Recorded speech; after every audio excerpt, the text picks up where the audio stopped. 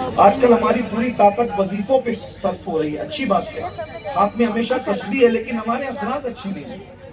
اگر ہاتھ میں ہمیشہ تسبیح اور اخلاق اچھی نہیں ہے تو شاید ہماری ہاتھ کی تسبیح ہمیں نجات نہیں دلا سکتی، ہمیں اللہ کی بارگاہ سے بخشوا نہیں سکتی۔ خواجہ نصیر چراغ دہلی سے کسی نے پوچھا، اس لیے کہ یہ زمین چشتیوں کی زمین ہے، ہندوستان میں دین چشتیوں سے پھیلا ہے، احسان ہے غریب نواز کا۔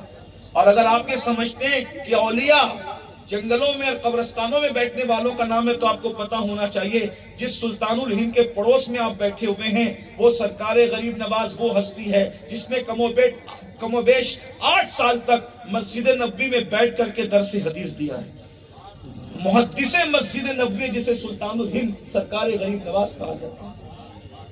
آج ہم نے ان کی علمی خدمات کو بھلا دیا، ہمیں گھاگر اور ساگر یاد رہا، لیکن سرکار غریب نواز کا وہ کارنامہ یاد نہ رہا جس نے علم کے سمندر کو لوگوں کو کوزے میں سمیٹ کر کے پیش کیا۔ میں تو کہتا ہوں انا ساگر کا کٹورے میں سمٹ آنا اتنا بڑا کمال نہیں ہے جو علم کے سمندر کو غریب نواز نے لوگوں کے سینوں میں سمیٹا تھا اور 8 سال تک مسلسل اس کی خدمت کرتے رہے۔ قطب الدین بختیار کاکی کو جس نے شیخ الاسلام بنایا ہے اسے معین الدین غریب نواز کہتے ہیں۔ بابا فرید الدین گنج شکر کو جس نے شیخ الاسلام بنایا ہے اسے سلطان الہند سرکار غریب نواز کہتے ہیں۔ علم ہے ہمارے پاس، اخلاق نہیں۔ کسی بہت بڑے مفکر نے کہا تھا کہ علم کی کمی اخلاق پوری کر دیتا ہے لیکن اخلاق کی کمی کوئی چیز پوری نہیں کر پاتی۔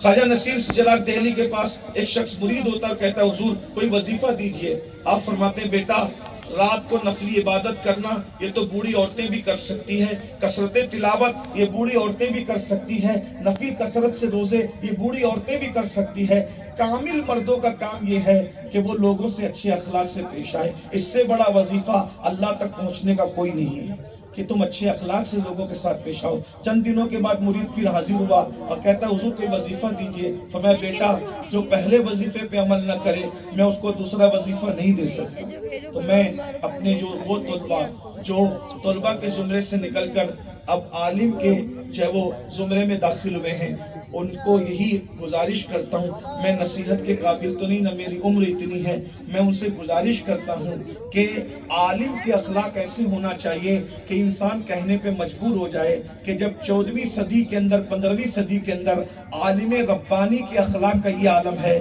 تو عالم ما کانا وما یکون کے اخلاق و کردار کا عالم کیا ہوگا۔ اللہ تعالی ہم سب کو علم کے ساتھ اخلاق عطا فرمائے۔